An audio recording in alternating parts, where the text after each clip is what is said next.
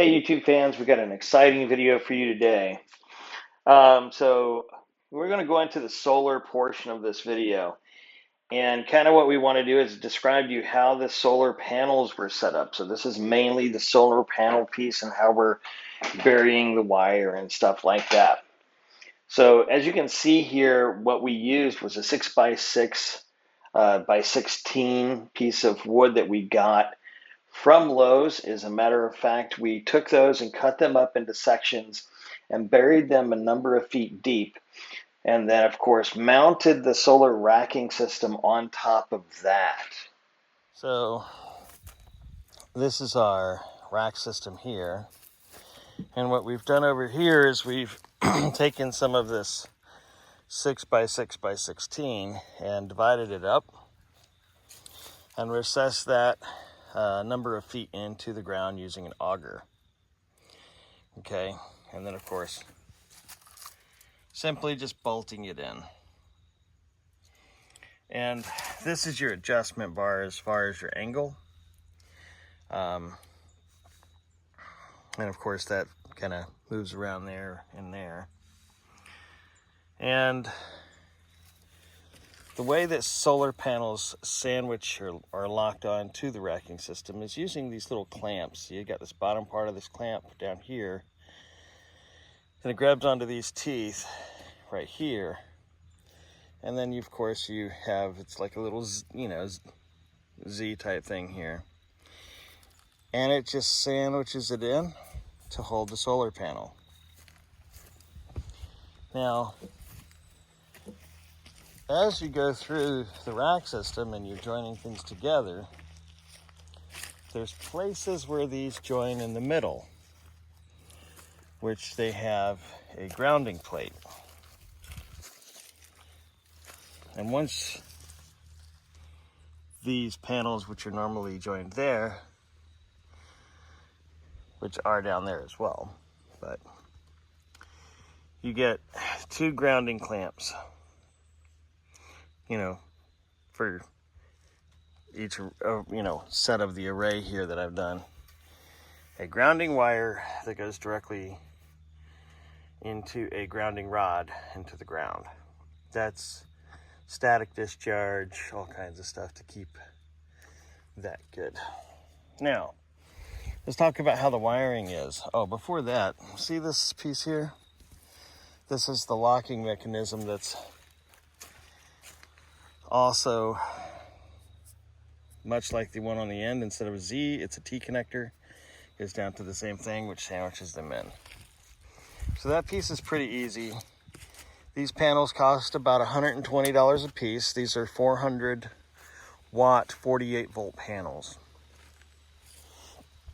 And as far as wiring goes, the wiring configuration ultimately depends on the voltages that you're using and the voltages that your inverter charge controllers and stuff use. So keep that in mind. Okay. So you'll have on each solar panel a positive, as you can see, probably with this little, if I can get a good picture of it, right here, this little plus. And on the other one, on the other side of the solar panel, over there, is one that shows a negative symbol. And of course, on the piece here, you can see maybe a little blurry, but the red thing here.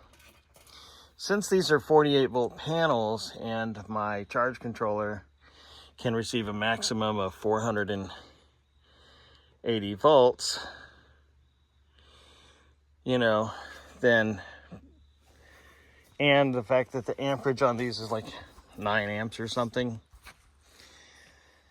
that amperage is huge, because the amperage of your panels also is what you want to watch out for so you don't blow your charge controller. But essentially, yeah, you just line them up in series, and what that means is you're connecting them together, one line this way, and then you create a return line from the other direction. Now, that's kind of how the power goes for the solar panel itself. And for the test lines, we basically just laid them on the ground temporarily so that we can attach that inside and test all the equipment out. All of this will be replaced completely, but the wire that is used is an 8-gauge THHN wire, okay? So a spool of this is about $300 and some odd a piece. I think it's like 500 feet. So what we've planned on doing here is that system is right now 9 panels. This is 7 panels. Okay, so probably the way that we're going to do this in order to keep in touch with our voltages is to run another set up top here. One there, and then of course one up here on the top of the hill here, which is really just maybe 4 panels, so that we can roughly get, 9 panels per array. And since the inverters we have 2 sets of inputs, we will have roughly this one and that one plus 2 more, which will be on our inverter, on one inverter each. And that's plenty enough to power the inverter. So you don't need like some, massive high number of panels. Right now, this is kicking out, enough for doing everything what we're doing so far. And granted, we are in the construction phase. We're not in the completed phase on an average living basis. But running the well, the air conditioner, everything, so far, this does all of that. And the lighting and internet and everything else. So, but here's what we're doing. I've got a little bit of time as you see some of the video that we did as far as digging this trench out. This is going to go down. We decided to make this a little more than 3 feet deep because of the area that we're in. Even though the electrical doesn't require that, we decided to use the same zone, just on 2 different sides of this, trench, water from the well. So basically, and this is not laying like that, it's actually going to be lifted up. But there's going to be the electric line on one side, the well line on another, all the way back and around. Now there's going to be an outlet here, which is going to come in for building 3. But this will come all the way down this way.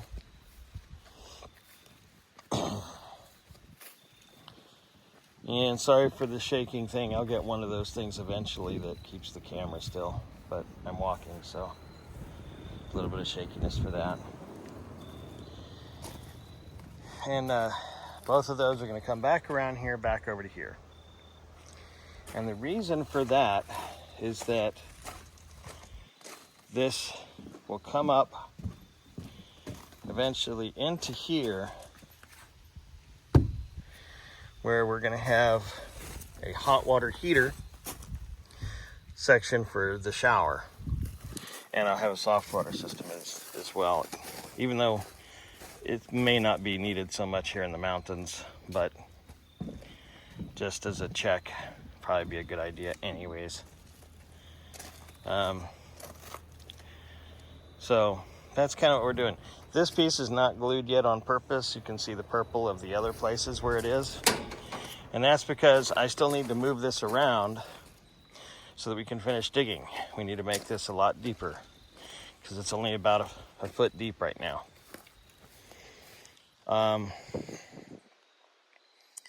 So we did some tests. All of the power obviously works, but we're gonna try to string the remaining lines and put a junction box over here where this pipe comes up out of the ground, so that all of the solar panel arrays will connect coming up right here, coming up out of the ground, right in front of this edge.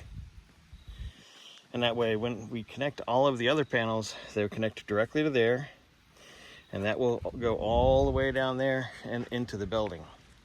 So that there'll be quick disconnects over here. So that's an interesting piece.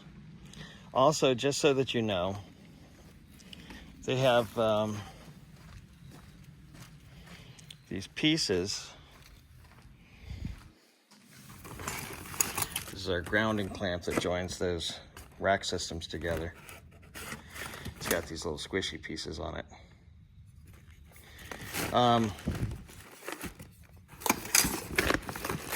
Where is it?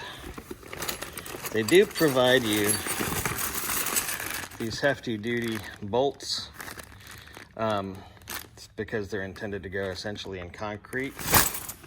They do have rack mounts for your top of your roof, which go in between the panels.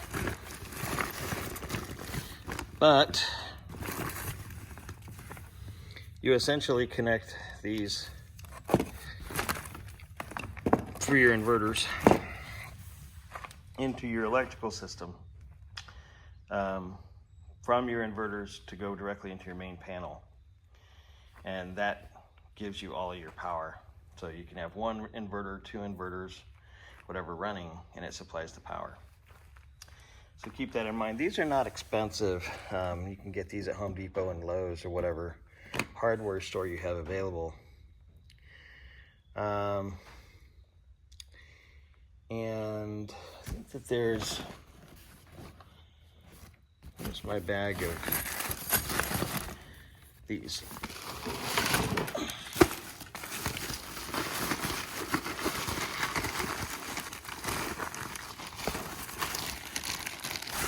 These are what are called MC4 connectors.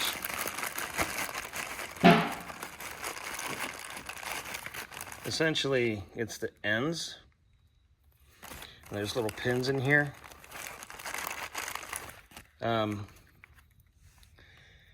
That are used to connect your solar panels together with the wire that you're creating. So if you're looking to how you connect to those without cutting the wire, it's these MC4 connectors.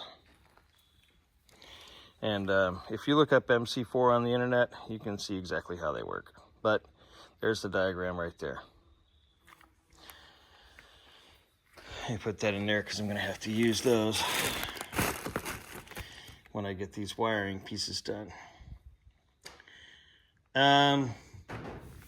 You see I have more panels over here, and we're getting a shipment of, I think it's 20 panels in addition. So we still have to put these in, and they just come, and these are bifacial panels, by the way. There's power can be received from both the front and the back based off of the light that reflects off of the ground and hits the back of the panel. It only increases the wattage. It doesn't increase the voltage, anything. Those are just regular 48 volt operating voltages. So that's kind of what we did for these panels. I'll create another video about putting together the inverters, unless I've already done that, and that'll be, you know, after this video here. So we got a lot done so far, but we got more to do. Let me know what you think down in the comments, by the way. Let me know if you think that this is looking anything familiar, if it's and just for fun, if you actually got to this point in the video, do me a favor and just down in the comments, if you could just put a smiley face to make sure that I'm trying to track people as opposed to the bots that log in and say that they've watched the videos. Because I'm trying to make sure that I'm providing some content that I believe is useful, or at least that other people find useful to what they're trying to do or want to do. So a smiley face, just let me know, hey, yeah, this is a person. And any comments that you have, any questions, feel free to put the questions down below. And I'll put a link for where we got the solar panels and all the inverters and everything, because we got it from the same company. I'll put that down into the description area, the link for that. And I don't have any, well, I might by the time this one gets released, but I don't have any discount codes right now. But if you want a discount code, go to Will Prowse's website or his videos. He gives you a discount code to use there. If I have one, I'll actually put it in the video, but it doesn't really do anything for me. It's more about spreading a discount to others, as far as I know. I haven't gotten that far in the process to know that yet, so we're really doing this for us for now. Well, wow, I made that a pretty long video. Let me know what you think. Thanks.